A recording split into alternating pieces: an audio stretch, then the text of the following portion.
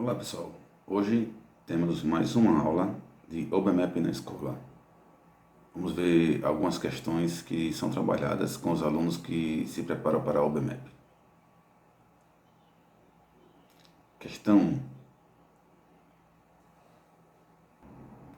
Todo termo de uma sequência a partir do segundo é igual à soma do anterior com a soma de seus algarismos. Os primeiros elementos da sequência são 1, 2, 4, 8, 16, 23, 28, 38, 49. É possível que 793210041 pertença a essa sequência? Então está querendo saber se na sequência que está aqui, esse número 793210041, que é o 793.210.041, pertença a essa sequência. Primeiro entender como é que forma essa sequência, que ele fala aqui, a partir do segundo é igual à soma do anterior com a soma de seus algarismos. Ou seja, para obter aqui o 2, eu vou pegar 1 e somar com a soma dos seus algarismos. Então, o 1 somado com a soma dos algarismos 1, que é o próprio 1, é 2. 2 somado com a soma dele é o próprio 2, 2 mais 2, 4. Para obter o quarto termo, 4 somado com 4, 8. O 8 somado com a soma dos algarismos do 8, que é o próprio 8. Então, 8 mais 8 é 16. Para obter a partir do 16, a gente tem 16 e soma com a soma deles. 16 somado com 1 mais 6, que dá 7. 16 mais 7, 23. Para obter o próximo, 23 somado com 12 mais 3, 5. 23 mais 5 dá 28. Para obter o próximo, 28 somado com 12 mais 8 é 38. Para obter o próximo, 38 com 1 mais 3 mais 8 dá 49. Para obter o próximo número depois de 49, você vai pegar o 49 e somar com 4 mais 9. 4 mais 9 dá 13. E 13 somado com 49, a gente vai encontrar aqui 62. Bom, a gente vai ver se esse número aqui é possível estar nessa sequência. Uma sugestão que a questão dá é: analise os restos dos números da sequência quando são divididos por 3. E fatos que vai ajudar a gente é exatamente o seguinte: um número e a soma de seus algarismos deixa o mesmo resto quando divididos por 3. A gente vai verificar o que é que isso aqui vai me ajudar e a gente vai seguir a sugestão dele para poder resolver a questão.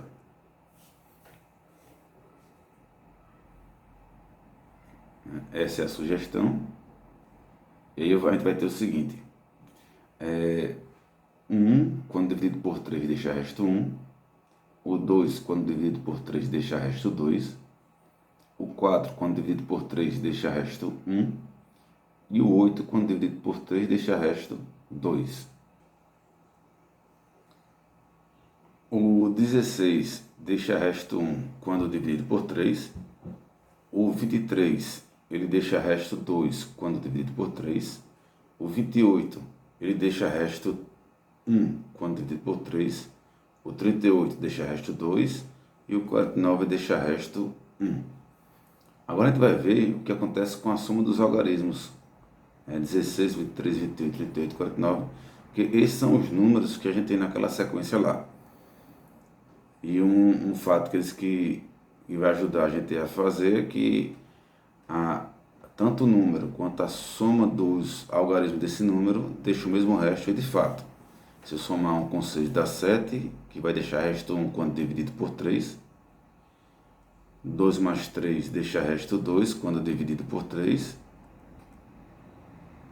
2 mais 8 deixa resto 1 quando dividido por 3. 3 mais 8 deixa resto 2 quando dividido por 3. E 4 mais 9 também deixa o mesmo resto que o 49, tá certo? Quando dividido por 3. Então, de fato, né?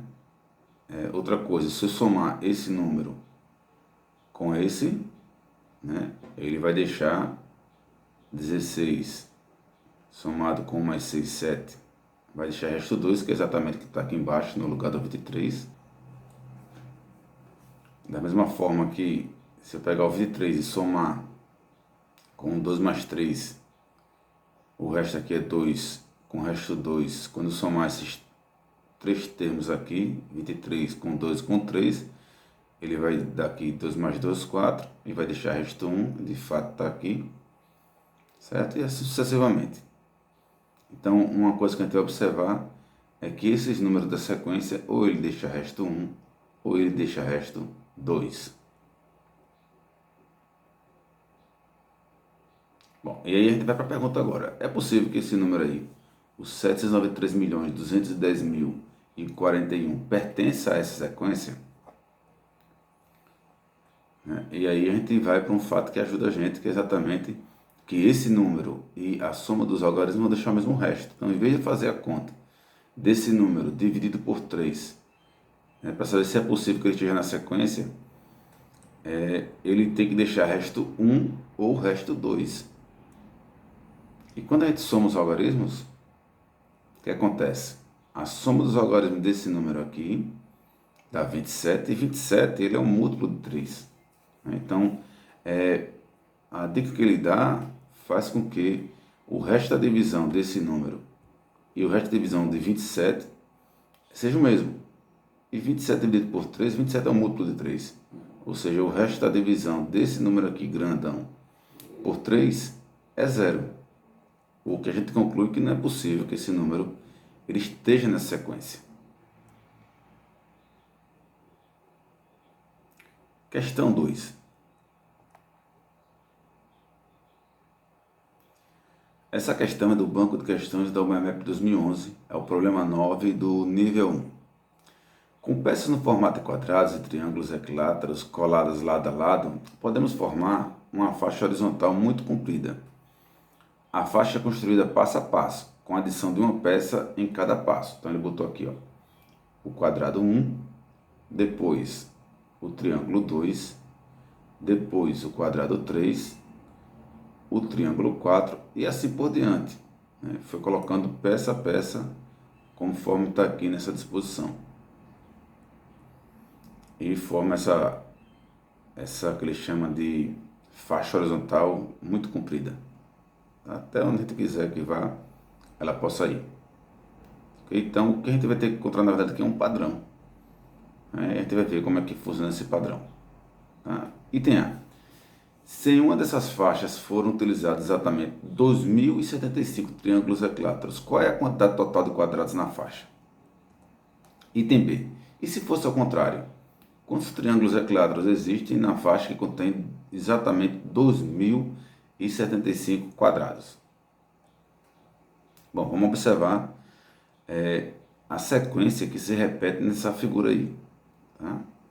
E eu separei aqui exatamente essa sequência. Então, vê só. Peguei 3 figuras aqui, que é exatamente dela que está aqui. Parece um formato de um peixe aqui, né? Está aqui a cabeça do lado direito e a cauda do lado esquerdo.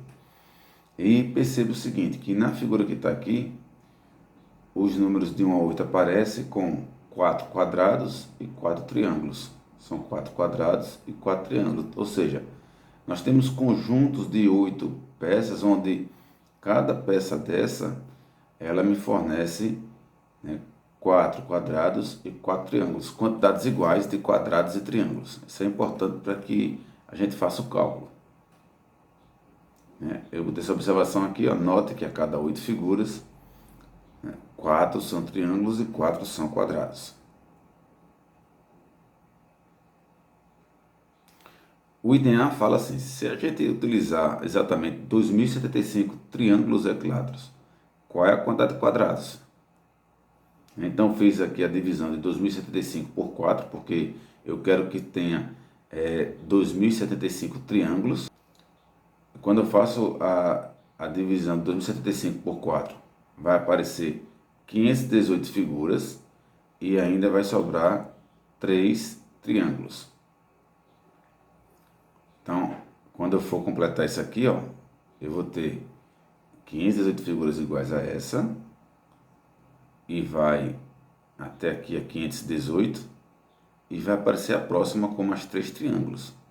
Ora, se eu tenho que colocar esses 3 triângulos, é porque apareceu 4 quadrados. Então, até aqui aparece 4 vezes 518, que dá 2072. Se, como aparece quantidades iguais, então se aparece 2072 triângulos, vai aparecer também 2072 quadrados. E aqui eu conto mais 4 quadrados, um total de 2076 quadrados.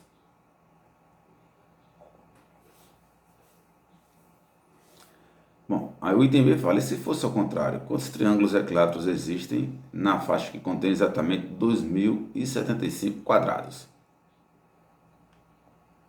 A ideia é idêntica ao item A.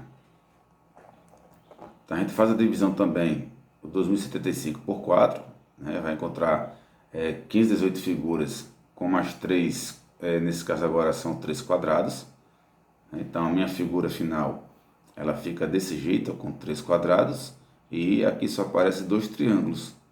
Então eu vou ter 518 figuras como essa. Lembrando que aqui vai ter 518 figuras, aparece aqui 2072 quadrados, 2072 triângulos, com mais 3 quadrados dá 2075, e eu acrescento ao 2072 2 triângulos, e a gente vai ter, nesse caso, 2074 triângulos. Questão 3. A questão 3 ela é da prova da primeira fase de 2008. Nível 2, questão 13.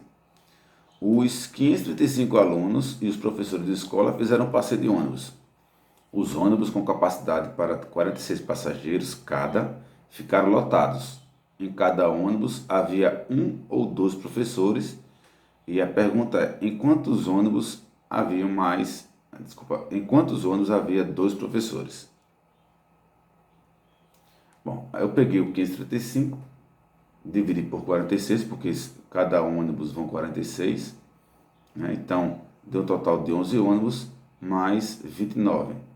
Então, ainda falta 29 alunos para colocar nos ônibus. O que significa dizer que 11 ônibus não são suficientes para todos. Eu vou precisar de pelo menos 12 ônibus. E aí o que acontece? Se é pelo menos 12 ônibus, eu vou testar aí com 12, com 13, né, quantos ônibus for suficiente. Quando eu pego, multiplico 46, que é a lotação de cada ônibus, por 12, a gente encontra 552. Quando eu pego por 13, a gente vai encontrar, quando eu multiplico 46 por 13, a gente vai encontrar 598 pessoas indo para essa viagem. O que acontece é o seguinte, quando eu faço a diferença, isso aqui vai dar 17, e esse 17, quando eu tiro esse 535, que são o número de alunos, são 17 professores que vão na viagem. Quando eu pego o 598 e tiro a quantidade de alunos, são 63 professores que vão na viagem. O detalhe é o seguinte, se eu usar essa quantidade de professores aqui, observe, se vão 13 ônibus, então eu teria que, para suportar os 63 professores, eu teria que levar mais de 12 professores para cada ônibus, a questão não permite que eu faça isso. Então, eu sei que tem que ter pelo menos 12 ônibus, mas eu não posso ter 13. Então, significa dizer que a quantidade de ônibus que a gente vai ter que levar os alunos e os professores são exatamente 12 ônibus. E aí, a lotação que nós temos para os 12 ônibus são 552, o que significa dizer que eu vou levar 17 professores. Como são 12 ônibus, eu acomodo um professor em cada ônibus e me restam 5 professores para colocá-lo em outros ônibus, lembrando que eu não posso colocar mais de 2 professores. Então significa dizer que a gente vai ter 5 ônibus que vão ter que ter 2 professores.